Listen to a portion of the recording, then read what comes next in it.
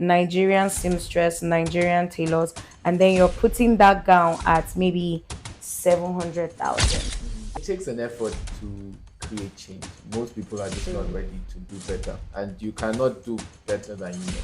So, uh, Why is a security man going to pick your kids from the school? That's a driver's work. True. So from there is already like, madam, I can't keep picking up your kids and you don't show. Yeah. It's another form of entitlement where someone believes that you owe them just because you're doing better than them. Or they perceive me that we can't just allow outrageous price tags to be put on things that Because you know just because just because. just because yeah. So summer 2023, I was coming back into the country, Nigeria. And as you know, if you get to the passport control side, there's, Nigerian passport holder and foreign passport holder. And, I got to the point where my passport is supposed to be stamped as for entry into Nigeria. And I got to the point where this woman said, find me something. You left us in Nigeria. And I'm like, I don't have any naira on me. I just have dollars. This woman proceeded, madam, just stay here for now. Why, you may ask? I had no idea too. And after a long while, next thing I saw was a Burundi change. Telling me where's the dollars you want to change. That's how, I don't know, do something. I be show working has eaten deep into the Nigeria system. So I have a very interesting guest here with me to construct, scatter, break table about the issues of Nigeria. And here with me is My name is Musa Delta Michinyawa. Good to be here. You may ask, how do I know Mr. Musa? Mr. Musa is CDS President of Culture and Tourism. If you think say easy, run am. So we're going to be tackling some Nigerian problems, just rants, nothing too serious, but most likely could be serious. So, what's some of your Nigerian rants you have? Should we break the table? We should break it. Let's break the table. Pieces it. We'll go inside and do firewood. Sharp. This problem is actually not unique to Nigeria, but I think it has a very unique flavor in Nigeria because appreciation has become entitlement now. Yes, it has. And we can trace the origin of the problem back to our upbringing. Okay. Do you know, sorry, I have to stop you. I hate the fact that anything that happens in Nigeria, they want to take it back to upbringing. Because there are really awful things I saw growing up, and I chose not to follow that path. So as a grown adult, you've grown to the age where you can filter good or bad. So you still choosing to, okay, you know what, I was raised like this, so I'm going to dwell that way. It's just you choosing to actively even support that system. True. So you're reinforcing the problem. Like you are enabling yourself, like, Most definitely. My dad was a goat, I might be a goat too. Well, we always have a choice. I mean, in the whole debate about which is stronger, nature or nurture, we see that although people do have a choice to change the way they think and the way they live, most people just fall back to their default programming. Okay. They just, it takes an effort to create change. Most people are just not ready to do better, and you cannot do better than you know.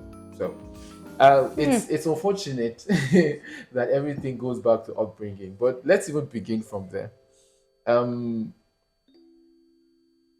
an attempt to encourage good behavior and reinforce virtues, the reward system that most people are exposed to when they're growing up becomes such that it unfortunately breeds entitlement, so that they are not even motivated to do the right thing when no one is watching. Sure. Unless they are guaranteed of some kind of validation or appreciation. So you then have such kind of people grow up and enter the workforce, and then they cannot even do what they are paid to do unless they use it to solicit some extra form of compensation. And that's it has become a systematic problem now. So you get to an airport, like you said, someone whose only job. They have one job. Job. Is to Stamp stamp your the passport and let me clear go. you know. But and you know, we have this way of creating sympathy, you know. Yeah, so I mean, that kind of person now, that official now tells you left. First of all, I don't know you. you left us in Nigeria, Meaning what? you know, you're supposed to go with her. I don't know, maybe. You know, or you're supposed to become the savior of everyone you meet on re-entering the country. You know, you're supposed to just come and be spreading money up and down, you know. And guys, do not get the idea that when we go abroad, the governments are just pouring dollars inside our bag. I mean, we they go see shaggy. And actually, going back to your point about childhood, this makes sense. Like in the sense whereby Nigerian parents are going to offend their kids, and instead of apologizing, they are going to bring food.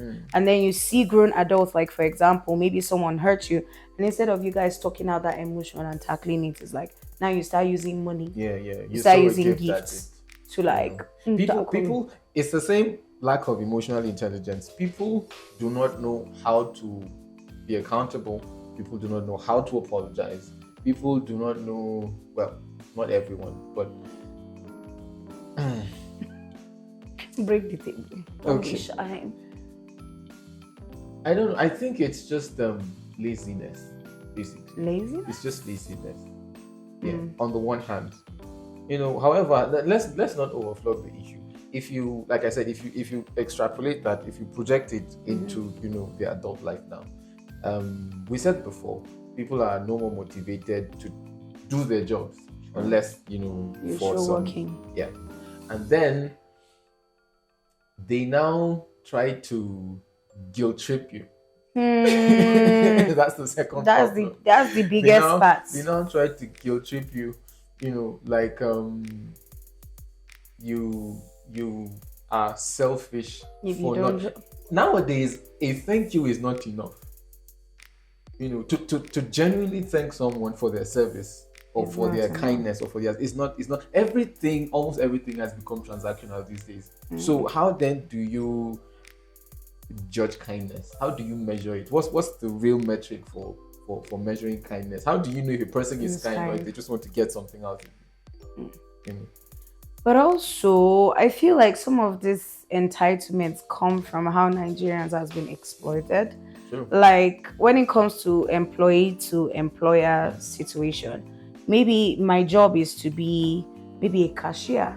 But Nigeria, you know, if you're a cashier, you could also be PA to the mother or your errand and stuff like that. And it start putting you at the point of like, I can't be doing all of these things. And you can't show me workings because why is a security man going to pick your kids from the school? That's a driver's work. Sure. So from there is already like, madam, I can't keep picking up your kids and you don't show some little love here and there. There's also that, like in job descriptions, you know, terms of employment, for instance. Of course, we know that in the workspaces in Nigeria, there are many extra roles that are not in the contract. Sure. You know, there are some things you're just expected to do or to pick up, you know, that are that are not part of your job description. They call it being a team player, you know, being showing camaraderie, just showing that you belong, you know, wanting to put in the extra effort. So that then gets to how do you compensate over time? How do you compensate before it becomes all these extra exactly on the part of the employer themselves? True. Because this entitlement thing goes both ways. It goes both ways. And then it now breeds, you know, a mindset of trying to profit with every opportunity and, you know, by any and all means. You know, so everyone is just looking for a fast buck, whether legally, illegally, whether by means of lobbying, or it then even degenerates to mismanagement, you know, or even theft, like outright embezzlement. So it's a systematic problem. It all begins with, you know, a lack of contentment, but also an entitlement that goes both ways. True. So another rant I have is about the whole how much should a person be paid? Like you hear there was this rant going on about oh, Nigerian pays between this and this. And then for someone that works in an organization and I have an idea of how much the company earns, it's not possible for that company to be able to pay maybe a youth 200,000 because after all the expenses left, maybe the profit is around 100,000. But there you are saying, okay, they should pay you for your value. But then you're not going to places or you're not going to seek job at places that can pay you this money. You don't expect a startup to pay you 300,000 because you have a 4 years experience. It's not possible.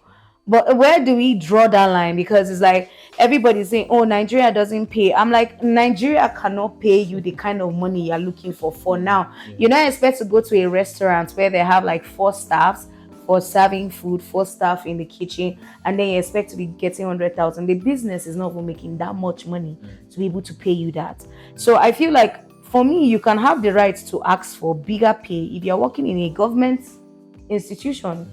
Maybe you're working in Ministry of Education. You can ask for 200K. The government have the tax to pay you from that. But don't go to an education system, a school that is probably even an NGO, and you're asking for 300K because, quote unquote, you know your value. We know the system we are working in right now. So what's your own take on that?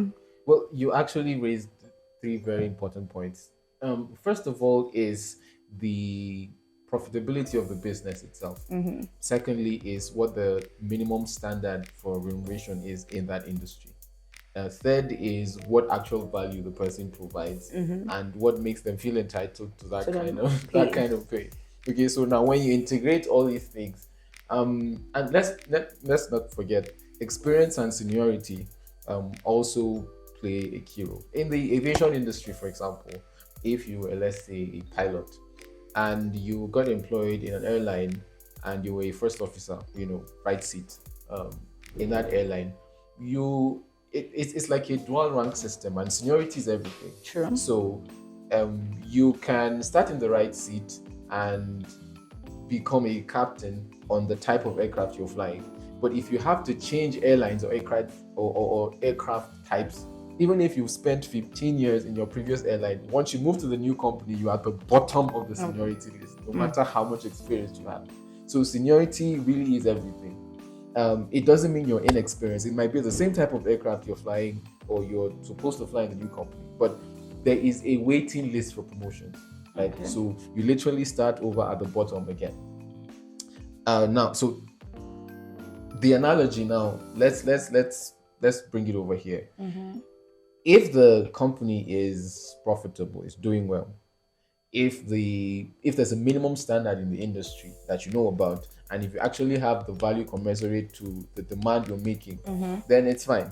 Otherwise, it would be wiser, like you said, to seek employment in a more stable and established business within the same industry or outside of it. And we know about putting your money where your mouth is, but I really hope that people who demand such kind of things can actually provide set value for what they're demanding for. Not because you're good with problem. Microsoft Word, I should just be popping you 300,000. It's not possible. Very true. So another rant I have is about consumer rights. If you notice, there are a lot of ventures that use Nigerian fabric, Nigerian produce things, but they have these crazy price tags to them. Because why are you producing an Ankara gown in Nigeria, Nigerian seamstress, Nigerian tailors, and then you're putting that gown at maybe 700,000? I feel like there are not enough strong consumer rights or consumer protection rights in this country. Nobody should feel I can just put 700K on a gown because I called the gown Shakira. This goes back to the first issue we talked about. There is I don't know what it's called now. It's there's an illusion of the bigger the price, or yes, the more expensive, there's also that thing in economics, perceived value. Okay, for instance, now you coming, it's another form of entitlement where someone believes that you owe them just because you're doing better than them. Hmm. Or they perceive that you're doing better than them, so therefore you owe them something. That's that whole extortion thing we're talking about at the beginning. Here now, it's a case of um, local fabric, local materials, local talent, yes.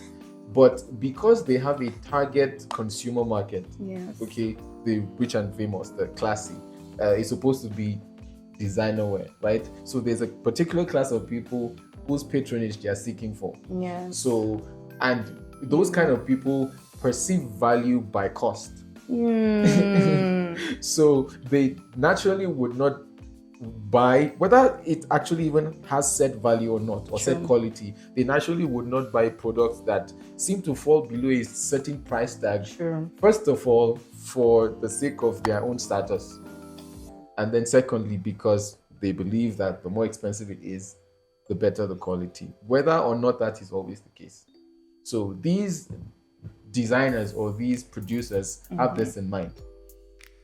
Secondly, you spoke about consumer protection rights, yes. But I feel there's like there also should be certain rules, to some kind of- regulation. yeah, to It's regulate. regulation. Yes, It's regulation. they That's say the you word. cannot put a price on art. So I can take a blank canvas and sprinkle, throw a fistful of paint at it, and I can call it art. And the value that it ends up selling for the market just depends on how much someone is willing to buy for it. There's no Okay. standard, I mean, if it's in an auction, it literally depends on who has the most money to spend. So that's that's another thing. How do you really determine the cost of production of such a thing? And then moving beyond the actual cost of production, it becomes, because it's sentimental, right? It's a work of art. Every dress, let's use the dress example now, it's a unique piece, and so if it's one of a kind, then of course who wants it more and who is willing to spend more should be who has it, to the profit of the artist, of the designer, not minding the fact that if this is going to become a production item in the market, you cannot continue to sell each item in that catalog or in that production line for the same amount. Otherwise then your market shrinks and the average person can't afford it. True. And well, in the law of diminishing returns, no matter how rich your target market is, at some point everyone, it's done. That's actually how it's done in the designer world, in the fashion world. We know that when a new line is released, it's high end, so it's only the rich and famous and the wealthy that can get it.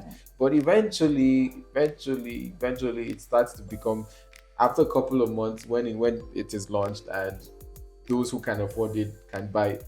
We know it now. Then they package it and ship it to the side of the world, and then it ends up in a market where you literally have to bend down to pick it up. So, if you don't know what that is, Okrika, So- bend down, select, or same street. thing. Same thing. There must be regulation. Okay, True. there must be There a should way be to some determine sort the of actual regulation, yes. value, Something. and the same way that there's a regulation against monopoly in the market, it's the same way that we can't just allow outrageous price tags to be put on things Things that because just because yeah. Another point I got from what you said is, this rich people or maybe influential people has this certain idea of, okay, money tells how big or how small I am. Like, for example, I had this situation happen to me in Abuja. There's this hairstylist I used to go to style my hair. And one day I noticed a celebrity has walked into his, styling studio. And from then on, the price just changed. So when I went there, the following month, I think, and I wanted to do my hair, and it was like, price has changed though. I'm not like, why did the price change? Is it because now you're styling Quality of service has celebrity improved. or what? But his excuse was like, we create you guys a very comfortable environment to style your hair, for the aesthetics. And I'm like, I'm not even a vlogger. Me, I just need my hair to be done. So I feel like at this point, Nigerians or just service providers, artisans Service are providers. beginning to abuse when maybe a celebrity, an influential person, or a rich person uses their services to just add price on things, because the price didn't go from like maybe 15K to like 20K. It went from like 15K Astronomical. to 70K. Wow. And you know yourself. Wow. I know you know yourself. God is watching you. Because now I can't even Calling stand you my out now. like I won't call names, but God is watching you. I don't know why Nigerians have that mentality of No, just that's actually counterproductive, because first of all, unless you actually arranged a PR visit with the celebrity, if you are actually recruiting them for endorsement, just their presence, okay, when you put it out there, it's publicity for your business, it's marketing, it's all that. But if it was just a random, fortunate visit, you have a celebrity visit your business or patronize you, of course, they would not necessarily be against you using their name or creating content out of it, True. to promote your brand. As a matter of fact, that could even be the payment. You should, if you're smart, you could use the service as payment for using their name to promote your brand. That's not a problem. But then the idea is so that your target audience can increase, so that your reach, your market can expand. So then why are you extorting the average customer who just wants to get this? They are not. I'm just here for the You're service. just here for the service. Please. Okay, the quality of service has necessarily improved, your business hasn't necessarily expanded yet, but you already have a guaranteed wider market reach and more patronage just by virtue of that celebrity's endorsement. But you're punishing The others. your Your day ones. your day Your day ones. ones. You're punishing your loyal customers just because you were fortunate enough. Exactly. That's Another one I unfair. wanted to rant about is I feel like because women have been deprived power for a long time, they tend to mishandle it. Oof. I will give you an example. I'm a woman, a big woman activist. Like you dare not slander a woman before me. You go collect. But based on my own opinion, there was this time I had to identify my certificates, and I went to Ministry of Education in Abuja. And there was this woman. There are some codes and this just to identify that you truly studied abroad and everything. And we stepped into this woman's office, and I was coming from really far, compared to where Ministry of Education is. So I had to leave home very early. We're there by 7. This woman wasn't there. You know what? Anything could happen. Abuja is a big city. Maybe she was coming in late. We came there. She said, "Okay, we have to wait. She's eating breakfast." Okay. We waited. That was not wait for the shocker. We waited. Government office. Okay. And then you know what? People were already getting all tense. Like, we've been waiting here for hours. You cannot just be wasting our time. And then when we stepped in, her legs were on the table like this. And she's like, "Please, you people should just go. Wait first. I'll do it when I want to do it." And I've seen this happen many times. And that's why you hear the phrase that, "Oh, it's easier to work with men than women." It's just the truth. Like, I'm so heartbroken that I have to admit this.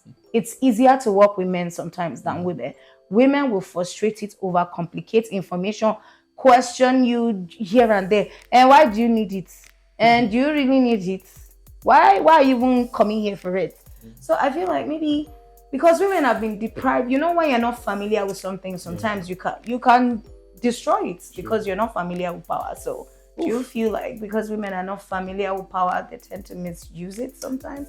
Or being so hostile? There's a lot to unpack. Like, sorry to stop you. Nurses, hear me and hear me well. Hold your ears.